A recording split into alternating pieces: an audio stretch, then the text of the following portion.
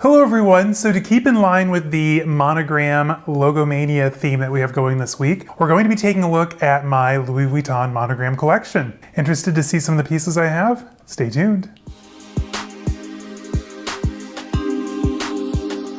Hello everyone and welcome. If you're new to my channel, my name is Caleb, and on here you're going to find a lot of things like luxury shopping, reveals, reviews, unboxings. I have a very exciting one coming up soon. I'll tease you about that in a minute. We also talk about luxury travel, pretty much anything that has to do with life and style, you'll find right here on this channel. So before we go any further, you know what to do. Hit subscribe down below, give this video a thumbs up, and say hi down in the comments. I love interacting with all of you, and we have just kind of a fun Discord down there, safe space. So today we are discussing my Louis Vuitton Monogram Collection. And I don't know why, but I'm a little bit disappointed I don't have more. Is that crazy to say? So Louis Vuitton was my very first luxury obsession way back in the day. So like high school, definitely in college, I was obsessed with anything Louis Vuitton monogram, and I loved it. I still do, even though these days I tend to prefer more like leather pieces, like my Balenciagas and whatnot, but I still like to have some fun with my monogram pieces, of course. Now, speaking of Balenciaga, so this episode was supposed to be the end-all, be-all Balenciaga guide that I keep promising everyone. However, what was it? Thursday night, I bought a new bag, and it wouldn't be right to film the end-all, be-all Balenciaga knowledge video without having my new to me, Balenciaga Moto bag. I don't want to spoil it just yet. I know one of you know which one it is. It's absolutely gorgeous, and I'm so excited. It should be here on Wednesday. So I should have the Balenciaga reveal and then the informational video following right after that. So hang tight, it is coming. So today I thought, while we wait for my new bag to come, we've already discussed logomania, monograms, signatures on Wednesday. If you haven't watched that episode yet, link in the description. So I thought staying in tune with that message, that theme this week, that I would show my monogram collection from Louis Vuitton. So back in the day, I had the Speedy 40 monogram, gorgeous bag. I had it, lost it in a fire, bought it again, sold it. Luckily, we had another fire not long after, so no love lost. That is one bag that I do want to have back in my collection though this year. I'm just trying to decide if I want to spring the 1400 plus to buy it new or find one from 2008 when I bought it the first time. So I'm kind of wrestling with that idea. I also had the Poche Toilette 15, which you'll know I recently rebought, and if you watched my episode, if not, link down in the description. It's a good one. I take you shopping here in Chicagoland and then do a fun Louis Vuitton reveal after. I also had the Groom Agenda PM in the blue, and I stupidly sold that. That is one of my biggest regrets when it comes to collecting. I've learned my lesson. I don't really sell anymore. So I'm running out of closet space again, but I'm also not gonna have any regrets. So who knows? Maybe it's not a great plan. Anyway, so I also had the zippy coin purse in monogram, the Saumur 35 in monogram, and then I had several epi pieces, the epi Sac Plat, Speedy 40, the Sorbonne, which I absolutely loved. I wouldn't mind having that back again. The Keep All 45, which I still have, and several small leather goods, key clay, you name it. Oh, and the 4 key holder. I've had that 2 or 3 times, and I love Louis Vuitton monogram. So when I was looking through my closet today, I'm like, oh, this is gonna be a fun, big episode. I'm gonna have so much to share. You guys, I literally have 6 bags before me and 4 or 5 small leather goods. I thought I had much more than that, so I am sorry. So this might be a quick video. That's not a bad thing, right? So let's get into it. All right, let's start with my small leather goods and then work our way up to my Holy Grail bag, okay? All right, so when it comes to my small leather goods, the very first piece in my collection is my very old, very crusty 4 key holder and monogram. So I've had this piece easily, oh my gosh, probably I was in college, so 10 years, 12 years, I don't know. It's been a minute. And I remember back in the day, this was only $160. I remember the clay was like $150, the 4 key holder was $160. I used this thing to death. So I literally used it every day for like probably 8 or 9 years. And then we had a fire, a second apartment fire. And I couldn't find my keys when the firemen went in. They tossed the entry table and this ended up under the couch and sat in a puddle of water for like a week and a half. So it is no longer usable. It doesn't smell anymore. Okay, not as bad anymore, which is a great thing, but the hardware is rusty, still has the old apartment keys in there, the leather is all warped, so it's not really something usable, but I keep it in my collection just for sentimental reasons. Yeah, it just kind of reminds me where I started with collecting, and back then, buying a small leather good was kind of a big deal. Because if you think about it, way back in the day when bags were like $500, $600, $700, a small leather good was almost a quarter that price. So it took a lot of willpower to buy the small leather goods to put inside the Louis Vuitton bags. For me anyway, I was a college kid growing up. up. So this will always stay in my collection, but you know, it's not usable. I don't really even know if it's worth fixing. I don't even think LV would touch it. If I remember right, I think there's like a cracked monogram somewhere. I don't know, but it is very, very past its prime, but something sentimental. So next up in small leather goods, fast forward probably until like maybe a year and a half ago. I think we were in Chicago for Zane's birthday and I bought myself a wallet. Happy birthday, Zane. This is the Brazza wallet and I love it. This is one of my favorite wallet styles. So this one literally has so many card holders. There's no snap or zippers. So you can literally just open it right up. It does have my initials in there, which they did kind of mess up. I think they used 2 different size dots between my initials, but I'm not picky. Whatever, it's quirky. So there's that. Inside you have like 3 or 4 different bill slots. You've got the zipper compartment here for coins or receipts. I love this piece. I'm tempted to buy it and they have a gorgeous ostrich leather right now. It's only like $19.60, which again is a lot for a wallet. I do like it though. Anyway, so this one still retails for $670, which was the same price as what I paid for my Speedy 40 monogram new from Boutique the second time, I think back in 2010. So it hurts a little bit, not gonna lie, but I love, love, love this wallet. I have a very similar one in Taiga leather that I like to use a lot when I'm using some of my like smaller bags and whatnot, but this has probably been one of the best investments. This is the perfect wallet. So next up, we have my fuchsia zipped coin and card case. If you guys remember early on with one of the very cringiest reveals I've ever filmed. I think it's like my 2nd or 3rd episode on this channel. I'll link it down below, so be very kind in the comments. It's so cringy. This was one of the pieces I picked up. So funny enough, I think this was the very last piece in the entire world and I found it in Indianapolis, Indiana. I think they checked the inventory or something and she said you're literally getting the last one. So that was kind of cool. And I love this piece. I don't use it a whole lot just because I don't want it to get warped, if that makes sense. And I've heard a lot of reports too where people are like, you know, sliding their cards out and it's pulling out the lining too with it. And it's such a fun piece. Pink is my favorite color and I just don't want anything to go wrong with it. So I really haven't used it a whole lot. Maybe once or twice. It's such a gorgeous piece. This is from the Taigarama collection. I don't know if the fuchsia is available again or not, but I do think they have like a blue version right now in stores, which is really cute, but I love this wallet.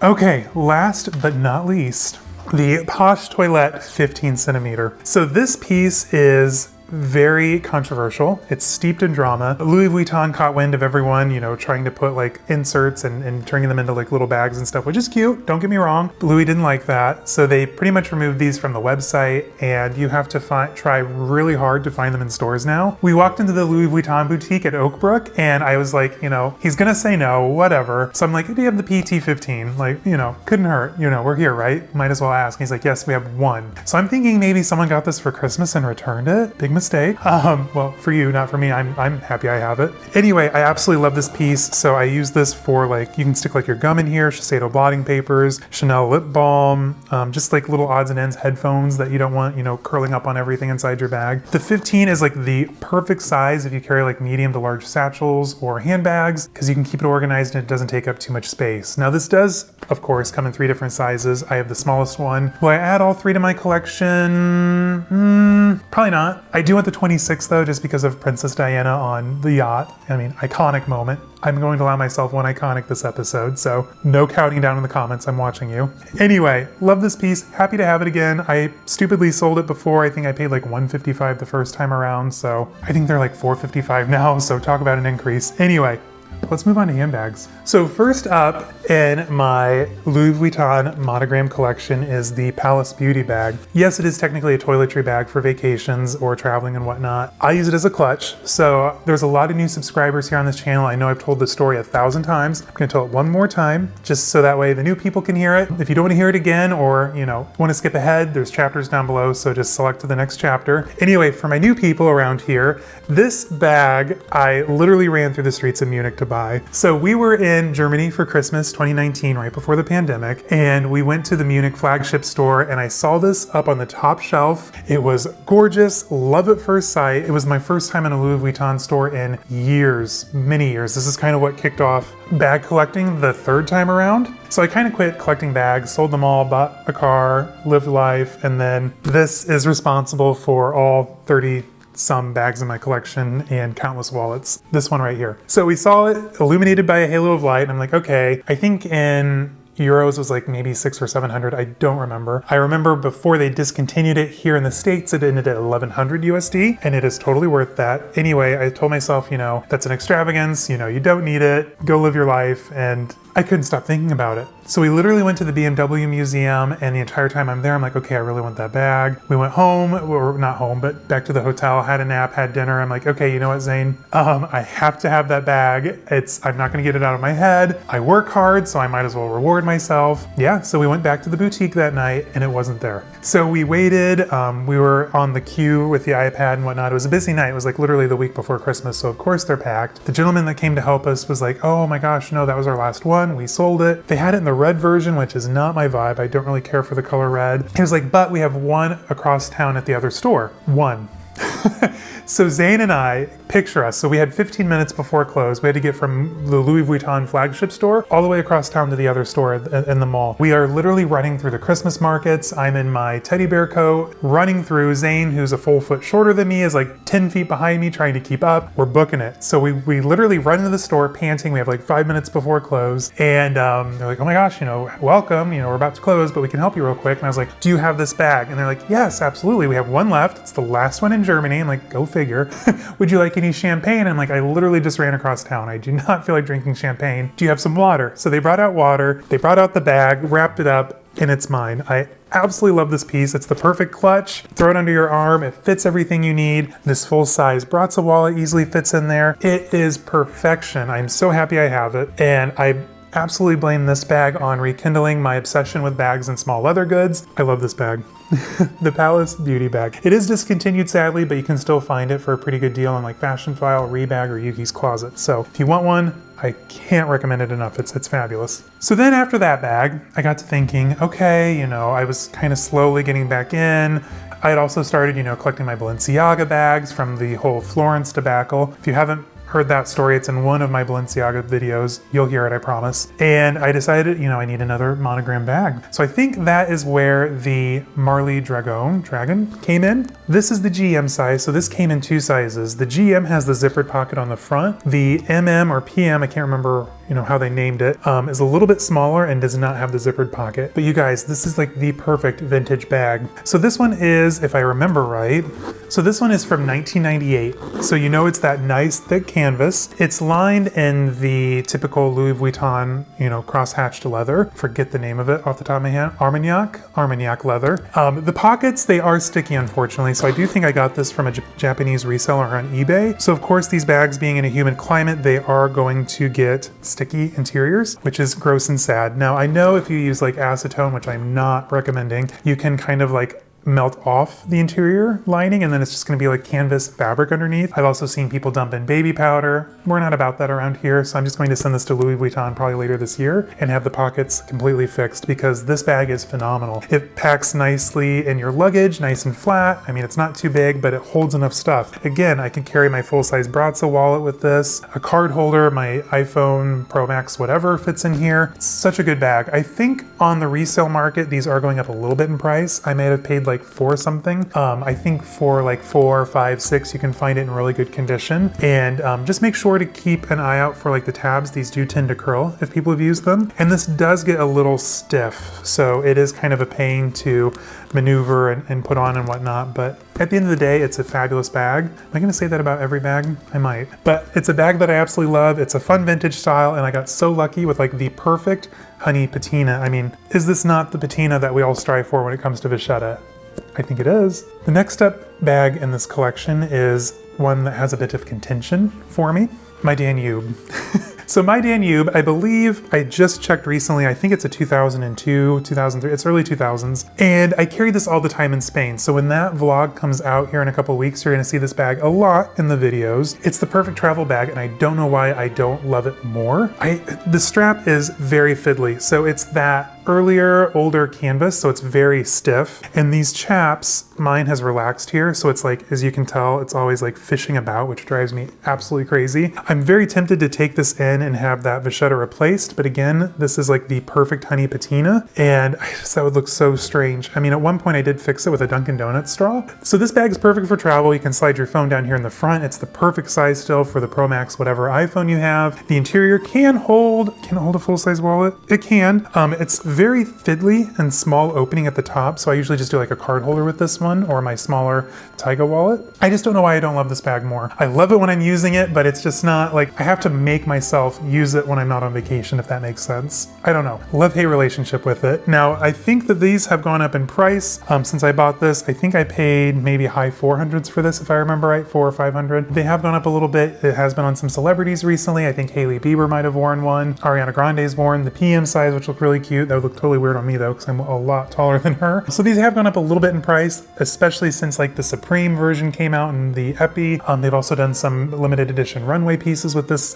silhouette. So they have gone up in price, but if you can find one in good condition, I do recommend it. I just don't know if I would rebuy it again myself.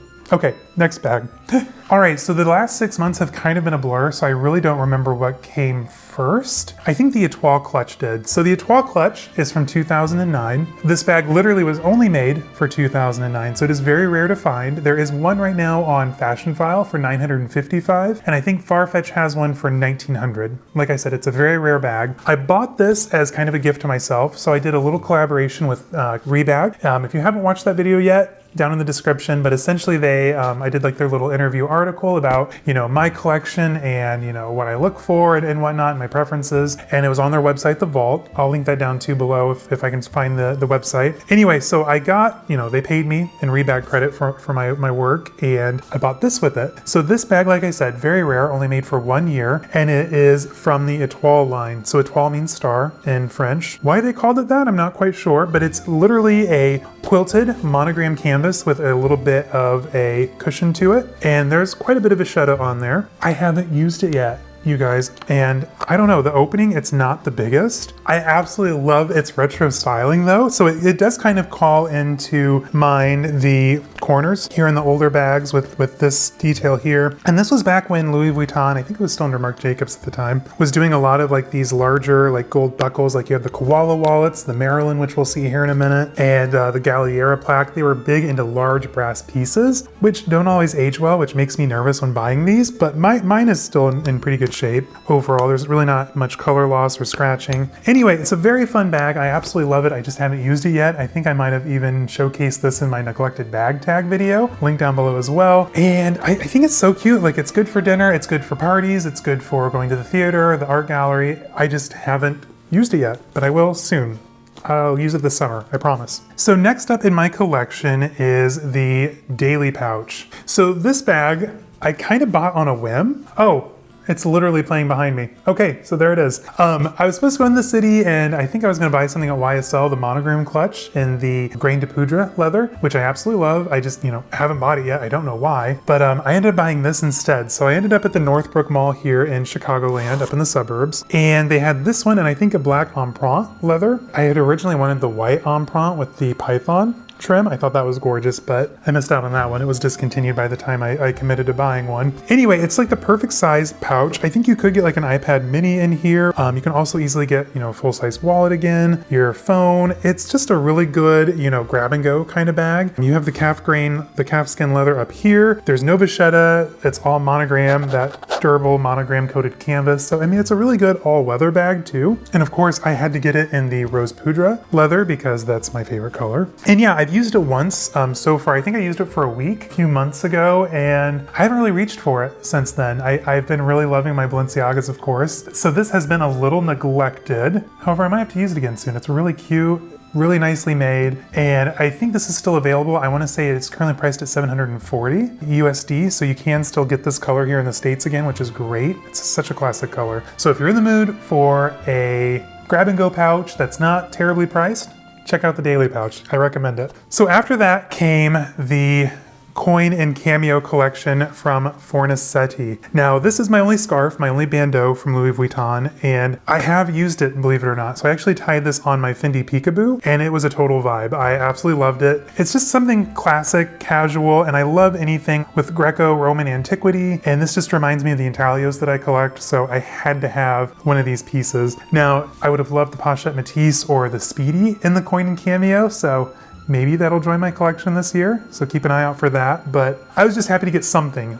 even though it was a small bandeau. I ordered this over the phone with Louis Vuitton, and I think they literally had it here in like 2 or 3 days. It was super quick. So, are you guys ready? I know I've talked about this bag a ton on this channel, but my final bag is one of my Louis Vuitton Holy Grails. It is the Takashi Murakami Marilyn bag from the Multicolore Collection. You guys, this bag, this collection was everything back then.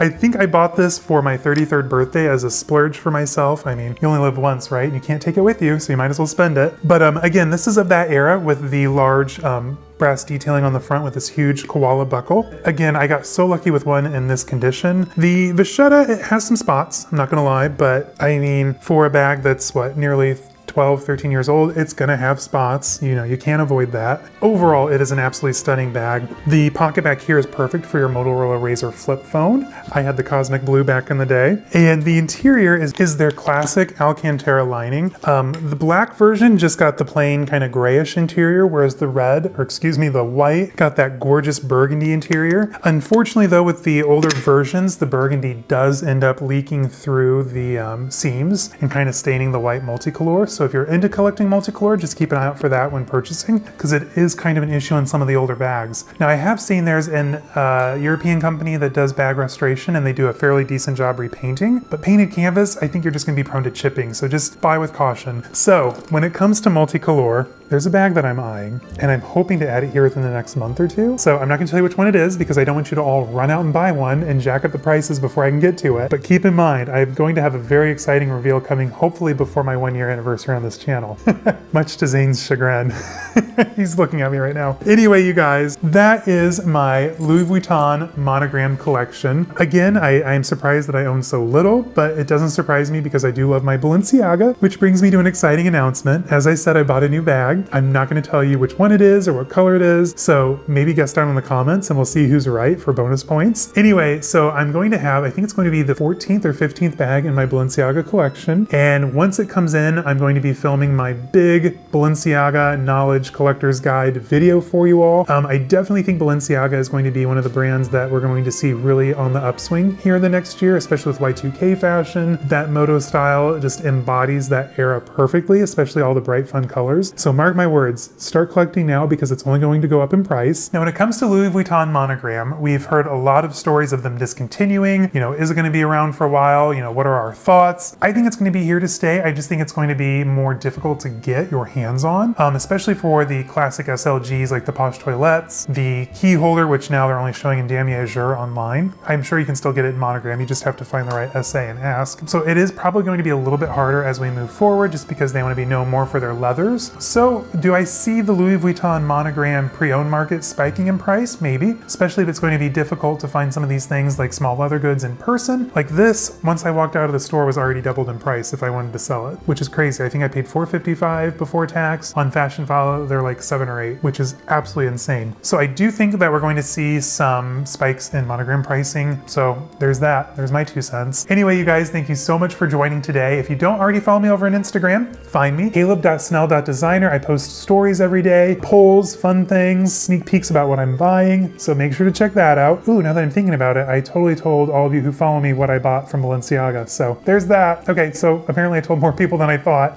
Find me over on Instagram, caleb.snell.designer. Same name over on TikTok. And in the meantime, let me know down in the comments which is your favorite Monogram piece in your collection, or if you don't have one yet, which one are you eyeing? What do you want to add to your collection? Let me know. I love talking with all of you. We have a fun conversation going on down in the comments every time, so it's just a great space. Anyway, you guys, thank you so much for joining me again today. I hope you enjoyed my Monogram collection, albeit a little smaller than I thought. All right, you guys, so have a great week, and I will see you again on Wednesday. All right, bye-bye.